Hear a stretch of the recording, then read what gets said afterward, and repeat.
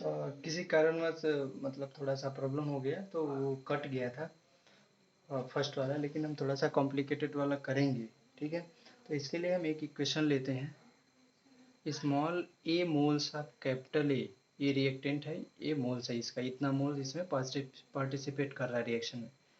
Small B moles of capital B, ये मिलके product बना रहे हैं small C moles of capital C, small D moles of capital D बना रहे हैं। ठीक है, तो हम सबसे पहले जब डाटा कैलकुलेट करेंगे, सी ए सी बी सी डी का वैल्यू निकालेंगे ए के टर्म में, तो हम सबसे पहला काम क्या करेंगे, इसको हम चेंज कर लेते हैं। ए को हम केवल इसको बना लेते हैं, ए इसका जो कोफिशिएंट है इससे भाग दे देते हैं इजी करने के लिए। ये हो जाएगा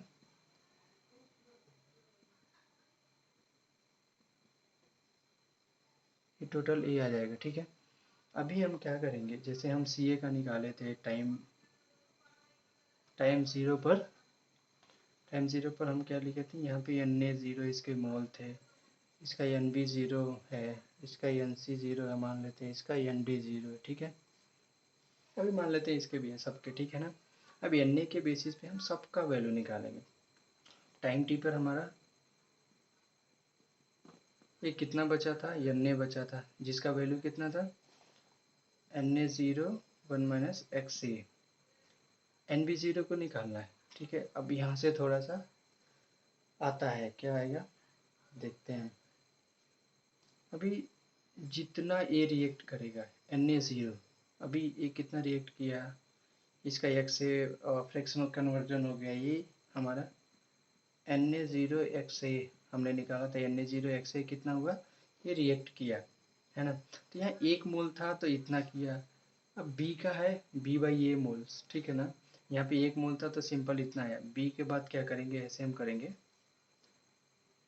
टोटल लिख के करते हैं, moles of B reacted equal to B by A into moles of A reacted. इसका मतलब क्या है कि यहाँ पे एक मोल था, पर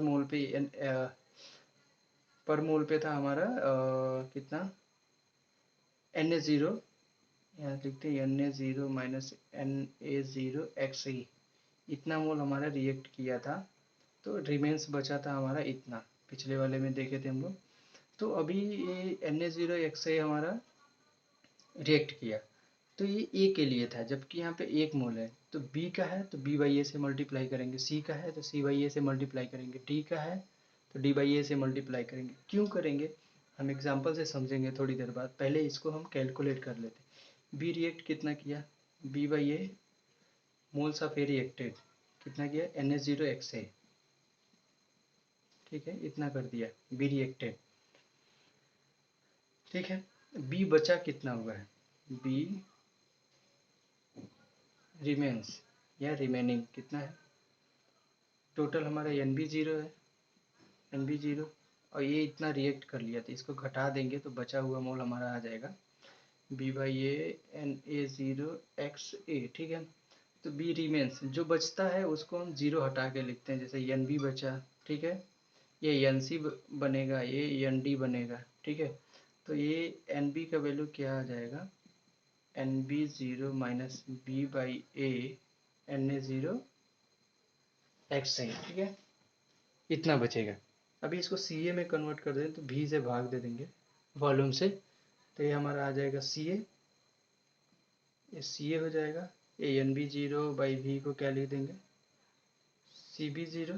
तो ये हमारा एक रिलेशन आ जाएगा, यहाँ पे भी v से भाग देना पड़ेगा, तो यहाँ पे सी ए ज़ीरो आ जाएगा, एन ए ज़ीरो था तो N A zero by V C A zero, ये इक्वेशन आ जाएगा। इसी तरह सी और डी का करेंगे तो यहाँ पे पॉजिटिव आएगा, यहाँ पे C by A C A zero X A. D का करेंगे तो क्या होगा, सी वाले में यहाँ सी रहेगा, यहाँ भी सी रहेगा, और डी वाले में करेंगे तो थोड़ा अलग होगा, जैसे फिर से लिख देते हैं, एन बी का क्या आया था, एन बी ज़ीरो इनिशियल जितना था हमारा minus B by A N A zero X A. ठीक है, ये बचा था, ये क्वेश्चन आया था। सी में कन्वर्ट करना चाहें तो यहाँ या CA0 सॉरी CA होगा यहाँ पे NB/V, NB0/V, NA0/V, CA equal to हो जाएगा CB0 minus B/A, sorry CB होगा B/A N, sorry CA0 XA हो जाएगा। अब इसी तरह यहाँ भी होगा NC का वैल्यू कितना आएगा NC0, लेकिन यहाँ पे तो NC0 पहले से था, अभी यहाँ पे ऐड हो रहा है तो प्लस होगा यहाँ पे C/A इसका coefficient into NA0 XA। Same अगर V से हम भाग देंगे यहाँ पे दोनों तरफ तो यह आ जाएगा CC equal to NC0 plus C/A NA0/V का CA0 XA। इसी तरह D का आ जाएगा, यहाँ पे D लिख देंगे केवल C के जगह पे, ये आ जाएगा रिलेशन। अब देखते हैं कि B/A से मल्टीप्लाई क्यों करते थे, क्योंकि अगर इतना समझ लिए आपको पता चला कि ये कहाँ से आया तो कुछ समझ ही नहीं आएगा। तो हम सिंपल एक इक्वेशन लेते हैं जो अमोनिया बनने वाला है, जैसे N2 plus 3H2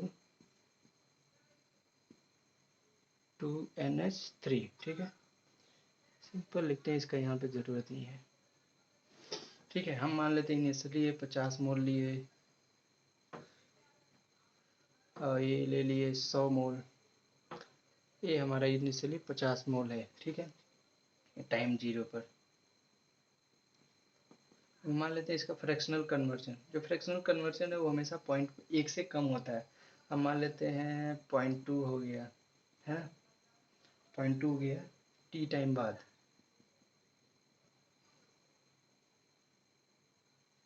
at time T पर 0.2 इसका फ्रैक्शनल कन्वर्जन हो गया।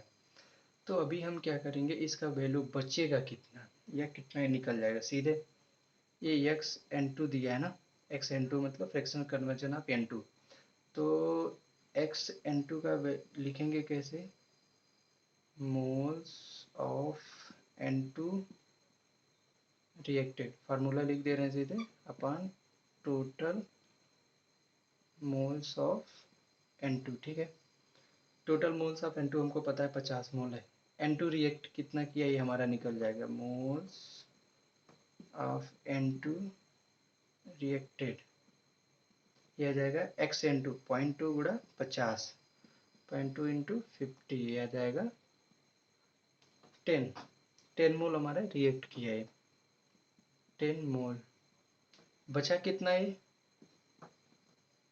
टाइम टी पर, ठीक है, ये बचेगा कितना, अगर 10 मोल रिएक्ट किया तो NN2 जो बचेगा, NN0 ये दिया है ऐसे लिखेंगे अगर, तो अब यहाँ पे हमारा NN2 बचेगा। NN2 कितना होगा, इनिशियल माइनस जो रिएक्ट किया, 50 मोल था इनिशियल, 10 मोल रिएक्ट करके प्रोडक्ट बनाएगा तो हमारा कितना बचेगा, ये 40 मोल।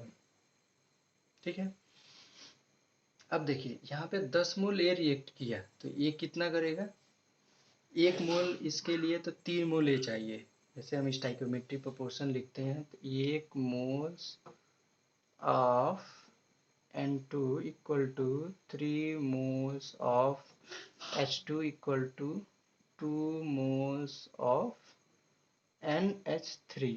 ठीक है, तो अभी 1 मोल N2 के लिए 3 मोल H2 है, सेम जैसे B/A किए थे उस तरह से करके करेंगे, इसको मल्टीप्लाई कर देंगे उसमें, तो 1 मोल N2A है तो 3 मोल हमारा H2 लगेगा, तो ये 10 मोल हमारा यहाँ से खर्च हुआ, तो यहाँ से 10 दिया के 30 मोल खर्च होगा, तो बचेगा ये 70 मोल।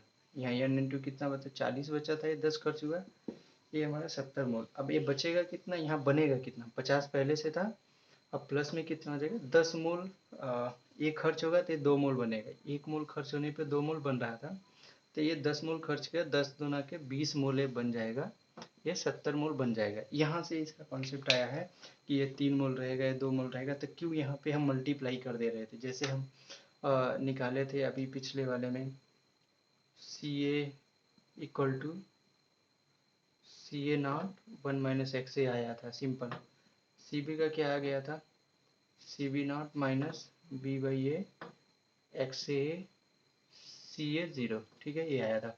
यहाँ पे मल्टीप्लाई हम क्यों कर दे रहे थे? मल्टीप्लाई करने का यही मकसद था कि यहाँ पे इस तरह से होता है, स्टाइक्योमेट्री प्रोपोर्शन लगता है, जिसके कारण ये होता है।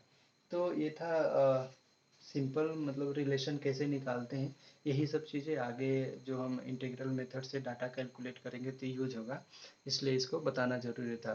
तो ये एक वीडियो पहले है, इसका ये दूसरा वीडियो है, कुछ गलती से कट गया था, तो इसलिए ये दोनों देखने पे अच्छे से समझ आएगा। तो इतना आज के लिए इतना ही, बाकी अगले वीडियो में देखते हैं।